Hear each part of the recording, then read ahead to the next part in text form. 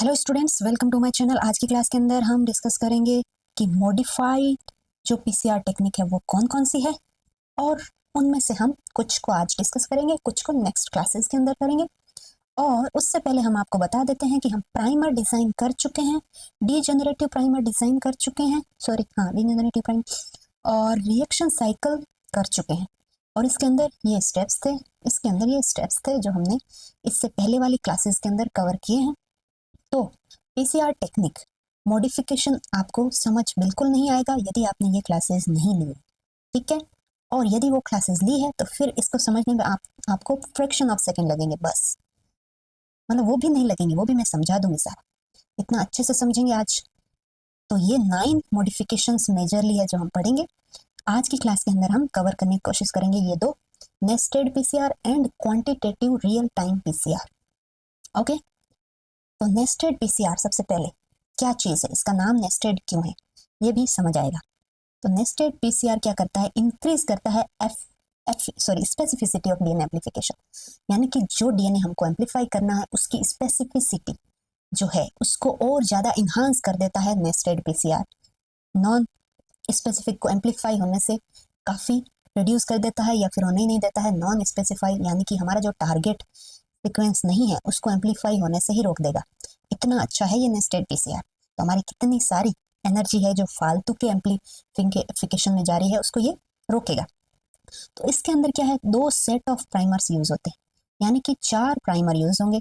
2 पहले यूज होंगे, 2 बाद में यूज होंगे, यानी कि वन पेयर के अंदर दो आएंगे। ओके, तो इसके अंदर 2 पीसीआर रिएक्शन परफॉर्म होगी अलग अलग। तो फर्स्ट पीसीआर रिएक्शन देख लेते हैं। इसके अंदर 1 पेयर ऑफ प्राइमर यूज होंगे, यानी कि 2 प्राइमर यूज होंगे, और डीएनए प्रोडक्ट हम जनरेट करवाएंगे।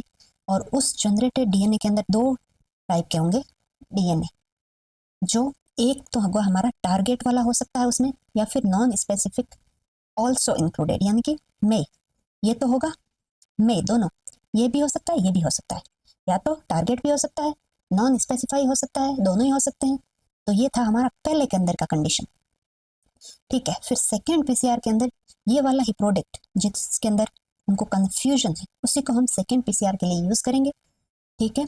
और उसके अंदर जो 4 में से 2 जो प्राइमर है यानी कि सेकेंड सेट है वो यहाँ पे यूज होंगे। और वो कहाँ बाइंड करेंगे, प्राइमर बाइंड करेंगे just down stream of the first primers, जो हमने फर्स्ट रिएक्शन में जो प्राइमर यूज किए थे उससे, यानी कि ये जो था हमारा डीएनए स्टैंड, ठीक है, उसमें जो हम फर्स्ट स्टेप के अंदर यूज किया, मान लो ये यहाँ से यहाँ तक था और ये यहाँ से यहाँ तक था, फर्स्ट प्राइमर और ये सेकंड प्राइमर, ये दोनों प्राइमर पेयर में थे ना फर्स्ट रिएक्शन के अंदर।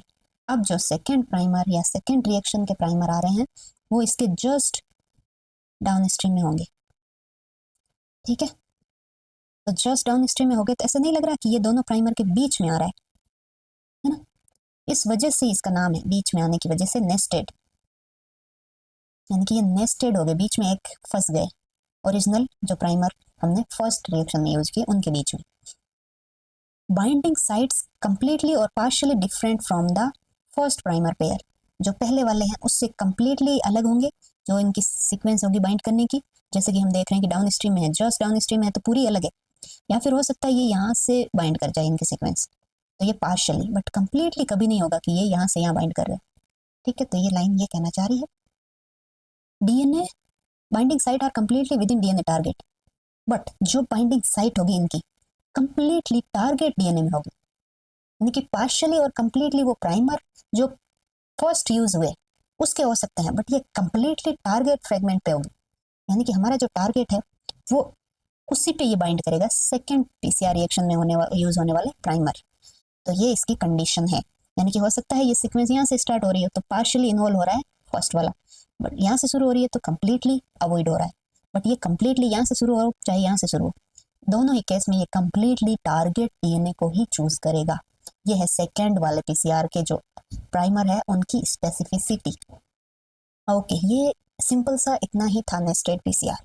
ओके, बाकी आप सोचो बस इतना ही नहीं, जो पीसीआर रिएक्शन हमने पहले पढ़ी है, जो कॉमन सारे स्टेप है वो जो पहले हमने पढ़े वही है, उसके अलावा एक्स्ट्रा क्या हो रहा है वो हम पढ़ेंगे इसके। बाकी सारी चीजें वापस पढ़ने का कोई मतलब क्या है, है ना, वो तो हमने पढ़ चुका, समझ भी आ गया। तो उससे अलग यानी कि उसके अंदर जो मॉडिफिकेशन है वो चीज़ें हम पढ़ेंगे। तो नेक्स्ट में ये जो अभी तक हमने बताया ये मॉडिफिकेशन था। अब क्वांटिटेटिव रियल टाइम पीसीआर के अंदर क्या चीज़ होती है वो पढ़ेंगे, है ना। क्वांटिटेटिव यानी कि क्वांटिटी देखनी है।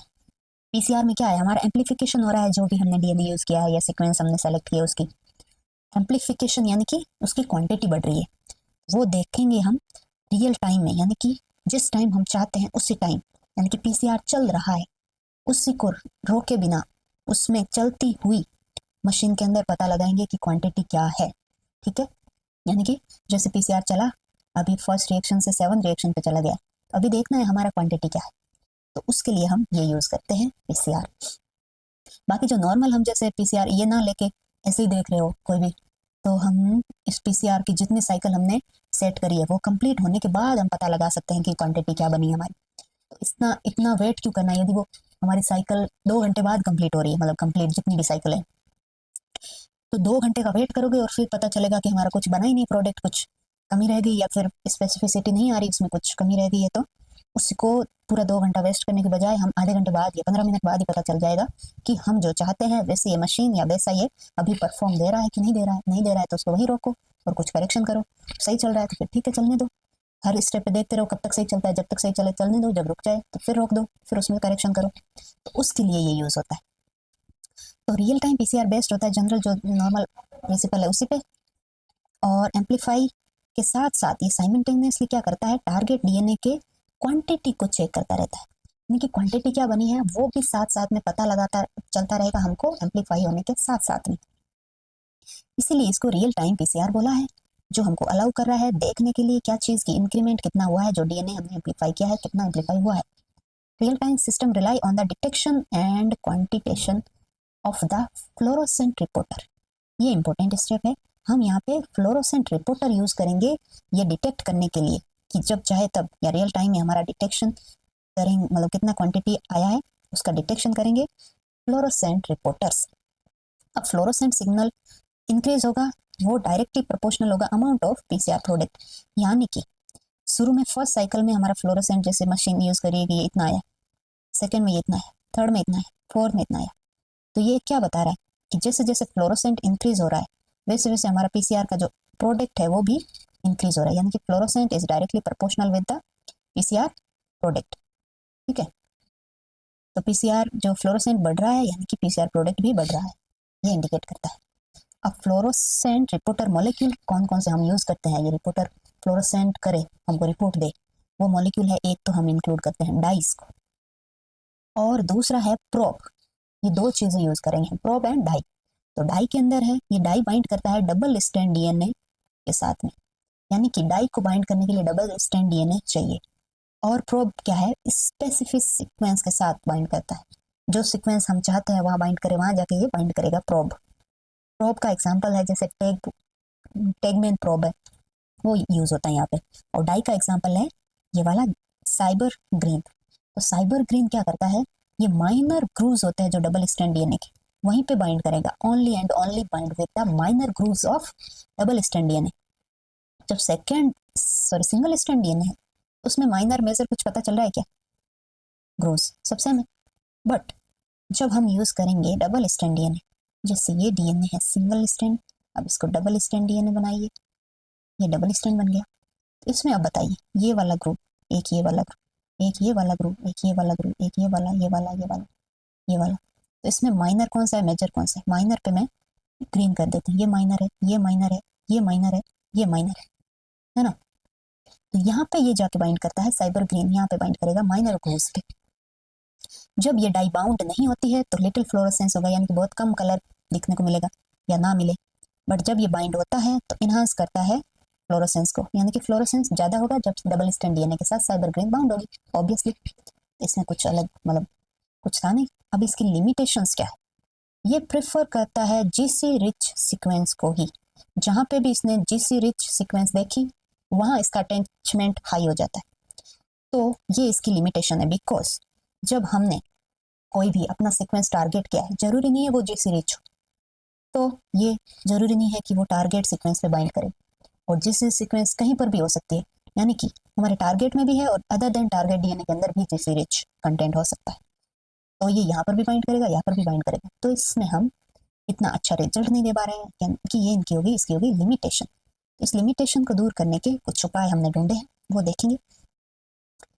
तो ये इसकी लिमिटेशन थी। First one. सेकंड है total amount of double strand DNA, यानी कि डबल स्ट्रैंड डीएनए का टोटल अमाउंट क्या है वो बताता है, ना कि हमारा टारगेट सीक्वेंस कितना है वो बताएगा। ठीक है, ये हो गई सेकंड लिमिटेशन। थर्ड वन, ये डिस्टिंग्विश नहीं कर पाता है, यानी कि सिंगल स्ट्रैंड पे मतलब बाइंड नहीं कर रहा है, टोटल बता रहा है। और इस वजह से हम क्या है, जो हमारा टारगेट है और नॉर्मल जो अनस्पेसिफिक या अनटारगेट डीएनए, उसके बीच बीच में कोई भी डिफ्रेंसिएशन नहीं कर पाएगा। ये थर्ड लिमिटेशन है, जो कि सेकंड के साथ भी हमको समझ आ रही है। तो क्या करें, तो इसको हम ओवरकम करने के लिए अब सीक्वेंस स्पेसिफिक फ्लोरोसेंट यूज करेंगे, जो है प्रोब विच इज टेगमैन प्रोब। जो हमारा टारगेट हम लेंगे उसी सीक्वेंस से स्पेसिफिक हम प्रोब बनाएंगे, उसको बोलेंगे, बोला है टेगमैन प्रोब।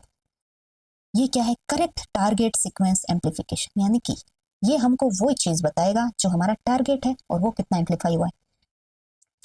तो ये प्रोब क्या है, प्रोब है ओलिगोन्यूक्लियोटाइड, यानी कि 20 से 25 न्यूक्लियोटाइड सीक्वेंस का कुछ मतलब सीक्वेंस है डीएनए की, जो हाइब्रिडाइज कर रही है हमारे जो डीएनए हमने लिया है वहां कहीं इंटरनल सीक्वेंस में जाके, internal region of the PCR product, जो पीसीआर प्रोडक्ट है वहां इंटरनल कहीं पर भी जाके ये बाइंड करेगा जहां हमारा टारगेट होगा।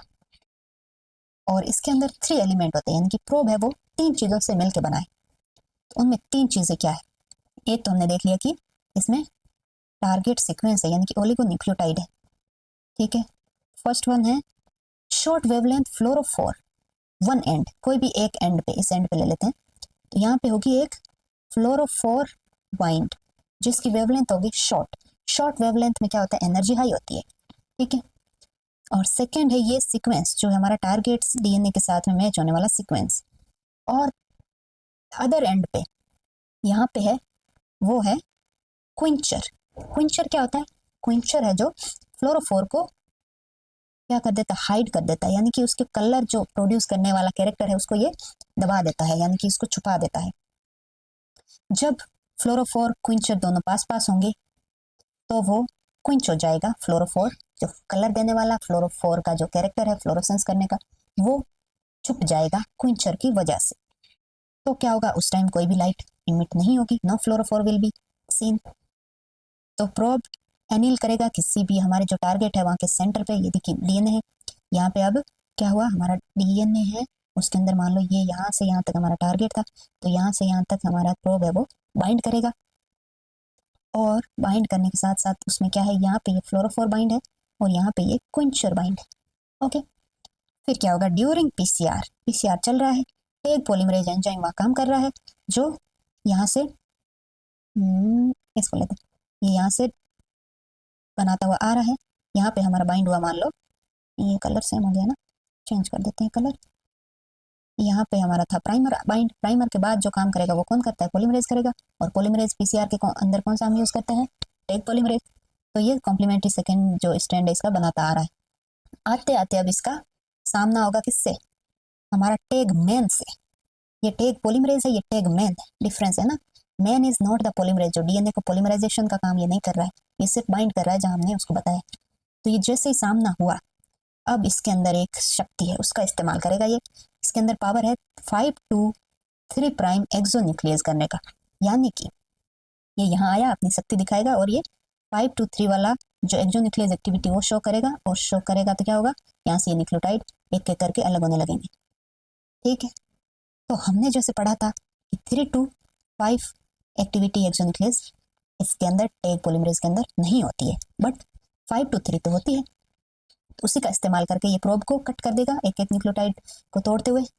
तो ये करने की वजह से क्या होगा, अब जैसे ये फ्लोरोसेंस जो था ये क्या हो गया, अब क्विंचर से अलग हो गया है ना। अलग किसने किया, न्यूक्लियोटाइड ने, एक्सोन्यूक्लियस ने किया। जैसे ही अलग हुआ फ्लोरोफोर क्विंचर से, अब फ्लोरोफोर फ्लोरोसेंस यानी कि अपना कलर दिखाएगा, यानी कि उसके ऊपर की चादर हट गई है और क्विंचर को हम मतलब उस रिएक्शन में एबोलिश कर दिया जाएगा। और जो ये कटने के बाद जो फ्लोरोफोर खुशी खुशी नाच रहा है चादर हटने के बाद, तो वो नाच हमको दिखेगा in the form of detected, signal के फॉर्म में दिखेगा और हम उस सिग्नल को डिटेक्ट कर लेंगे। और वो सिग्नल प्रोपोर्शनल होता है number of newly synthesised DNA, यानी कि उसकी जो इंटेंसिटी है फ्लोरोफोर कितना ज़्यादा है कितना कम है वो बताएगा कि न्यूली फॉर्म स्टैंड के नंबर कितने, यानी कि ये इतने सारे डीएनए हमने बहुत सारे 50 डीएनए लिए मान लो, है ना, 50 के 50 में हमने प्रोब ऐड किया और 50 के 50 में प्राइमर ऐड हो गया, 50 के 50 अब सिंथेसाइज होंगे उसके नए स्टैंड कॉम्प्लीमेंट्री डीएनए। तो 50 प्रोब लिए तो हम 50 को पहले उसका कुछ मेजरमेंट लिया होगा कि 50 प्रोब है उसमें फ्लोरोफोर होगा 50 का 50 वो कितना ज़्यादा लाइट इमिट कर सकता है, तो उसकी रेंज हमने यहाँ तक डिसाइड कर लिया ना। एक जो फ्लोरोफोर ओरिजिनल जितना उसमें अमाउंट यूज़ किया है उतना का उतना यदि इमिट हो तो वो यहाँ तक पीक देगा। मान लो हम 50 के 50 बाउंड हो गए और डिटेच हो गए तो ये इसके इक्वल आएगा इसका पीक। मान लो 50 में से प्राइमर ने 25 पर ही बाउंड किया तो प्राइमर जिस 25 पे बाउंड करेगा तो 25 पे ही ये टेक पॉलीमरेज काम करेगा तो 25 का ही एक्सोन्यूक्लियस काम करेगा और इन क्विंचर को फ्लोरोफोर को अलग करेगा, तो अब 25 ही यहाँ तक ही इसका पीक आएगा। तो पता लग गया हमको उसी टाइम कि हमारा जो डीएनए हमने यूज़ किया है वो सारा का सारा एम्पलीफाई नहीं हुआ है, आधा ही हुआ है। तो ऐसे हम उसी टाइम पता लगा लेते हैं और साइकिल कंप्लीट होने का वेट नहीं करेंगे, उतना टाइम वेस्ट नहीं करेंगे और पहले ही पता लगाएंगे कि हमारा रिजल्ट क्या होने वाला है। ठीक है, तो यदि हमको वो रिजल्ट लग रहा है कि बहुत कम है ये टाइम वेस्ट है तो हम वहीं रोक देंगे और सही लग रहा है तो अगर साइकिल चलने देंगे। तो ये था फ्लोरोसेंट क्विंचर। अब फ्लोरोसेंट क्विंचर की थोड़ी स्टोरी और बची है। क्विंचिंग क्या है, एक फिनोमेना है जो इंटरेक्शन होता है मॉलिक्यूल्स का क्विंचर विथ द फ्लोरोक्रोम, यानी कि जो कलर प्रोड्यूसिंग मॉलिक्यूल है उसके साथ क्विंचर का इंटरेक्शन होगा, ठीक है, और वो क्विंचिंग शो करेगा। ठीक है, तो इस इंटरेक्शन की वजह से क्या हो जाएगा, कुछ चीजें रिड्यूस हो जाएगी, क्वांटम यील्ड रिड्यूस होगी और लाइफ टाइम रिड्यूस होगी। किसकी, फ्लोरोक्रोम की, पीसीआर प्रोडक्ट की नहीं, फ्लोरोक्रोम की लाइफ टाइम और क्वांटम यील्ड कम हो रही है। यानी कि जो फ्लोरोफोर हमने लिया और हमने सोचा कि वो इतना पीक देगा यदि वो 50 के 50 बाइंड कर रहे हैं तो, बट ऐसा जरूरी नहीं। क्यों, क्योंकि क्विंचिंग की वजह से या क्विंचर की वजह से क्वांटम यील्ड और टाइम स्पान कम हो रहा है, क्योंकि आधी एनर्जी इसमें यूज हो रही है क्विंचर को हटाने में, या फिर क्विंचर की वजह से हीट प्रोड्यूस हो रही है उसमें वो एनर्जी चली जा रही है। उसकी वजह से फ्लोरोफोर जितना टाइम के लिए रहना चाहिए 2 सेकंड के लिए रहना चाहिए उसकी बजाय वो 1 सेकंड ही रह रहा है, और उसका जो प्रोडक्ट 50 के 50 वहां पे पीसीआर तो हो रहा है, प्रोडक्ट तो बन रहा है, बट ये हमको 50 की जगह पे 70 ही दिखे, ऐसा हो सकता है। तो ये था एक आइडियल कंडीशन से अलग कंडीशन बताई है। ठीक है, अब सोचोगे कि पहले तो ऐसे बताया अब ऐसे कैसे, तो हम एक आइडियल कंडीशन लेके समझते हैं चीजों को, फिर उसको रियल चीजों के साथ कंपेयर करते हैं। तो ये इसकी रियलिटी थी, पहले हमको आइडियल आपको चीजें बताइए। ओके, तो नेक्स्ट क्लास के अंदर हम करेंगे आरटीपीसीआर और हम देखेंगे और समझेंगे कि ये क्वांटिटेटिव रियल टाइम पीसीआर से आरटीपीसीआर कैसे अलग है, जो कि अलग ही होगा ऑब्वियसली, सेम होता तो हम क्यों उसको नया नाम दे रहे हैं ना। ओके, तो चलो देखते हैं नेक्स्ट क्लास में क्या जादू करेगा ये आरटीपीसीआर। Okay, bye bye.